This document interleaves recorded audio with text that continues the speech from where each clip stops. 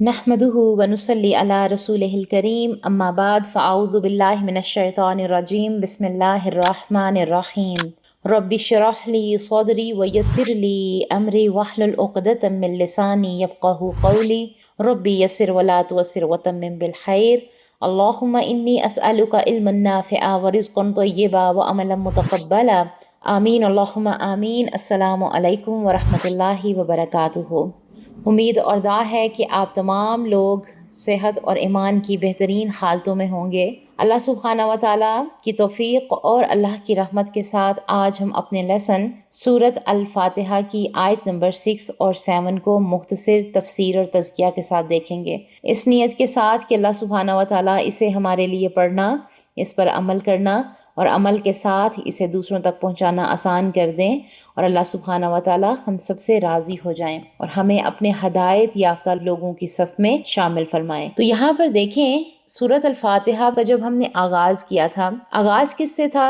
تعریف سے۔ اب یہاں پر ہم آیت نمبر 7 پہ کیا آ رہا ہے؟ دعا آ رہی ہے۔ جیسا کہ میں نے پہلے بھی بتایا تھا کہ سورۃ الفاتحہ مقدمہ ہے اور پورے قرآن پاک جو ہے وہ اس کی وکالت کرتا ہے۔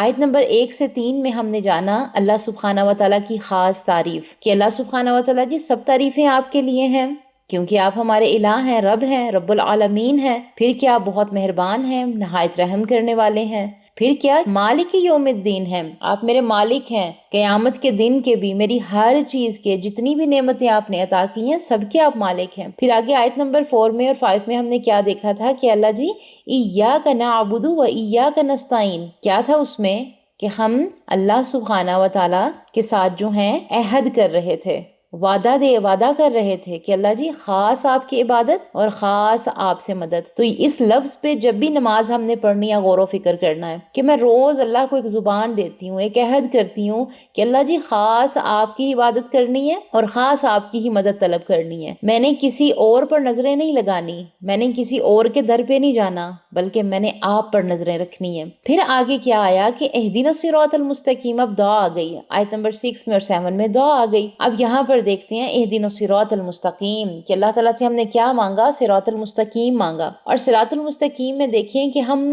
جو مانگتے ہیں بعض اوقات ہمارا مانگنا آزمائش بن جاتا ہے، یا پھر چیز کا صحیح ہمیں استعمال ہی نہیں کرنا آتا، اس لیے بندہ کیا مانگ رہا ہے؟ بندہ اللہ سبحانہ و تعالیٰ سے صراط مستقیم مانگ رہا ہے، کیونکہ صراط المستقیم میں فلاح ہے، صراط المستقیم میں کامیابی ہے، صراط المستقیم میں انسان اللہ کی رضا کو پا لیتا ہے۔ اللہ نے راستے بنا دیے لیکن اپنا راستہ ہم خود طے کر رہے ہیں۔ اللہ کی توفیق سے ہم نیکی کے راستے پر چلیں گے۔ تو یہاں پر لکھ لیں، یاد رکھیں، توفیق مانگنی ہے ہم نے اللہ سبحانہ و تعالیٰ سے، کس کی؟ صراط مستقیم کی۔ اس لیے پھر آگے بندہ کیا کہہ رہا ہے؟ صراط الذین انعمت علیہم غیر المغضوب علیہم ولا الضالین، کہ اللہ تعالیٰ جی وہ راستہ دکھا دیں جس پر آپ کی نعمتیں حاصل ہوں گی، ان لوگوں والا راستہ جن پر آپ نے انعام کیے۔ کن پر انعام کیے؟ اور انعام کیا ہے؟ انعام ہے اللہ سبحانہ و تعالیٰ کے راستے پر چلنے کے لیے ہدایت کا مل جانا۔ اب انعام یافتہ لوگ کون ہیں؟ تو انعام یافتہ لوگ وہ ہیں جو اہل ہدایت اور استقامت والے ہیں، جنہیں اللہ سبحانہ و تعالیٰ سے جب وہ دعا کرتے ہیں ہدایت کی تو اللہ تعالیٰ ہدایت کے راستے دکھاتے ہیں اور اس پر جم جاتے ہیں، کوششیں کرتے ہیں، جو اللہ اور رسول اللہ صلی اللہ علیہ وسلم کی اطاعت کرتے ہیں، ان کے احکامات پر لبیک کہتے ہیں، اور جن کاموں سے اللہ اور ہمارے پیارے نبی صلی اللہ علیہ وسلم نے روکا ان سے رک جاتے ہیں۔ سورہ النساء آیت نمبر 69 میں اللہ سبحانہ و تعالیٰ فرماتے ہیں اور جو اللہ اور رسول کی اطاعت کرے گا تو وہ ان کے ساتھ ہوں گے جن پر اللہ نے انعام کیا، یعنی نبیوں، صدیقوں، شہداؤں اور صالحین میں سے، اور یہی بہترین ساتھی ہیں۔ انعام یافتہ لوگوں کے راستے پر چلنے کے لیے ان کی زندگی کو جاننا اور ان کے طریقوں پر چلنا ضروری ہے۔ اللہ تعالیٰ سے دعا ہے کہ اللہ سبحانہ و تعالیٰ ہمیں نبی صلی اللہ علیہ وآلہ وسلم کی اتباع کی توفیق عطا فرمائے، اطاعت گزار بنائے۔ پھر آگے بندہ کیا کہہ رہا ہے اللہ تعالیٰ سے دعا میں؟ کہہ رہا ہے اللہ تعالیٰ جی غیر المغضوب علیہم، کہ جن پر غصہ کیا گیا ہو۔ یہاں پر اللہ کے غضب سے کیا مراد ہے؟ غضب اللہ کی ذاتی صفت ہے۔ حدیث کا خلاصہ ہے کہ بے شک صدقہ اللہ کے غضب کو بجھا دیتا ہے، ٹھنڈا کر دیتا ہے۔ یہ اللہ کی فعلی صفت ہے۔ اور اللہ کا غضب کن لوگوں پر ہوا؟ سب سے پہلا کون؟ ابلیس، کیونکہ نافرمانی کی اس نے، تکبر کیا اور پھر اس پر ڈٹ گیا۔ اور دوسرے کون؟ یہودی، جنہیں بندر اور سور بنا دیا گیا۔ سورہ المائدہ آیت نمبر 60 میں اس کے بارے میں آتا ہے۔ اب آگے کیا کہہ رہے ہیں؟ وَلَضَّالِينَ، وا اور لا نہیں، الضالین، کون؟ ان کا جو گمراہ ہیں، جنہوں نے نصارہ کی مانند، یہاں پر دیکھیں الضالین کون ہے؟ کہ جنہوں نے نصارہ کی مانند حق کو ترک کر کے گمراہی کو اختیار کیا۔ نبی صلی اللہ علیہ وآلہ وسلم نے فرمایا المغضوب علیہم یہود ہیں، جنہوں نے حق کو پہچانا مگر انکار کیا پیروی کرنے سے، ٹوٹلی انہوں نے نو کہہ دیا۔ اور الضالین کون ہے؟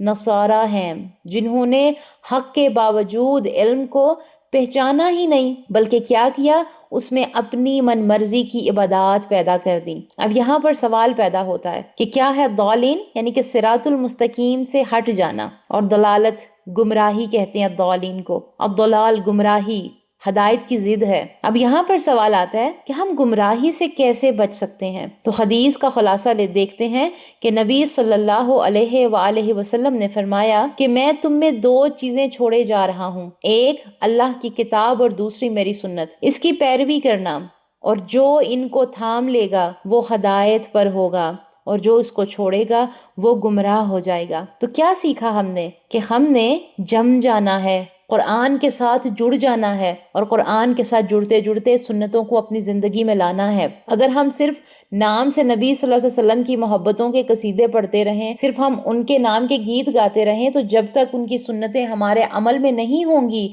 یقین کریں ہمارے عمل بیکار ہوں گے۔ ہمارے عمل کب فائدہ دیں گے؟ جب ہم قرآن کے ساتھ جڑ کے سنتوں کو اپنی زندگی میں عمل میں لائیں گے، کیونکہ بہترین نمونہ کون تھے ہمارے لیے؟ ہمارے نبی صلی اللہ علیہ وسلم، جنہوں نے ہمیں زندگی کو جینا سکھایا، جنہوں نے بتایا کہ زندگی کیسے گزارنی ہے تم نے۔ تو کیا سیکھا ہم نے؟ کہ ہم غیر المغضوب علیہم میں اللہ سبحانہ و تعالیٰ سے کیا مانگ رہے ہیں؟ کہ اللہ جی مجھے اس راستے سے بچا لیجئے جن لوگوں پر آپ کا غضب ہوا تھا، جو گمراہ ہو گئے تھے۔ پلیز اللہ جی مجھے غضب والے اور گمراہی والے رستوں سے دور کر دیجئے، ہمیں انبیاء، صحابہ اکرام اور نیک لوگوں والے رستوں پر چلا دیجئے۔ تو آج سے جب یہ آیات پڑھیں تو معنی کو سوچ سمجھ کر دل سے تڑپ کر دعا کریں۔ صراط المستقیم کا راستہ پل صراط پر جا کر ختم ہوتا ہے۔ اسے شخصیتوں کے ساتھ نہیں جوڑنا، بلکہ اس کے اوپر غور و فکر کرنا ہے کہ کیا ہے صراط المستقیم۔ جیسے ہی ہم سورۃ البقرہ میں انشاءاللہ جائیں گے تو ہم دیکھیں گے کہ اللہ سبحانہ و تعالی ہمیں کون سے راستے عطا کر رہے ہیں۔ یقین کریں اور اس کے پہلے لفظ پہ ہی ہمیں چپ لگ جائے گی۔ اللہ تعالیٰ کیسے ہماری تربیت کریں گے، یہ قرآن کیسے ہماری تربیت کرے گا، ہم دیکھیں گے انشاءاللہ۔ تو اللہ تعالیٰ سے دعا ہے کہ اللہ سبحانہ و تعالیٰ اس قرآن کو ہمارے دلوں میں اتار دیں، ہم اسے محسوس کرنے والے بن جائیں۔ تو اللہ کے احسان کو محسوس کریں کہ ہم قرآن کو سمجھ رہے ہیں۔ ہم دعا کرتے ہیں کہ یہ ہمارے دل پر اثر کرے اور ہم شکر گزار بندے بن جائیں، ہم اطاعت گزار بندے بن جائیں۔ تو انشاءاللہ اب جب ہم سورۃ الفاتحہ نماز میں پڑھیں گے تو ہم نے ایک ایک لفظ پر دھیان دینا ہے، الحمدللہ سے لے کے الضالین تک، کہ تمام تعریفیں دیکھیں سورۃ الفاتحہ کس سے شروع ہو رہی ہے؟ اللہ کی تعریف سے، اور یہاں پر اس کے اختتام دیکھیں کیا ہو رہا ہے کہ اللہ ہمیں ہدایت عطا کریں اور ان رستوں سے بچا لیں کہ جن پر آپ غصہ ہو جاتے ہیں۔ ہمیں ان لوگوں کے رستوں پر چلنا ہی نہیں ہے اللہ تعالیٰ جی، ہمیں تو صراط المستقیم کے رستے پر چلنا ہے، جو ہمیں جنت کی طرف لے کے آتا ہے، جو ہمیں آپ کی رضا عطا کرتا ہے، جو ہمیں آپ کا دیدار عطا کرے گا انشاءاللہ، جو ہمیں جنت الفردوس کا بہترین وارث بنائے گا، اس دنیا میں بھی ہمیں کامیابی عطا کرے گا اور روز قیامت آخرت میں بھی ہماری کامیابیوں کا ضامن بنے گا انشاءاللہ۔ اللہ سبحانہ و تعالی ہمیں اپنی خاص رحمتیں اور توفیق عطا فرمائیں کہ ہم اس قرآن کو سمجھنے والے اور غور و فکر کرنے والے بنیں اور ہم ایک امت بنیں انشاءاللہ۔ تب تک کے لیے غور و فکر کریں انشاءاللہ، کل اپنے سورۃ البقرہ کے لیسن میں ملیں گے۔ تب تک کے لیے اپنا خیال رکھیں اور اس کے جتنے بھی پوائنٹس نوٹ کیے ہیں وہ ضرور شیئر کیا کریں تاکہ اس سے دوسروں کو بھی فائدہ ہوا کرے۔ آمین اللہم آمین۔ ربنا تقبل منا انک انت السمیع العلیم وتب علینا انک انت التواب الرحیم۔ آمین اللہم آمین۔ السلام علیکم ورحمۃ اللہ وبرکاتہ۔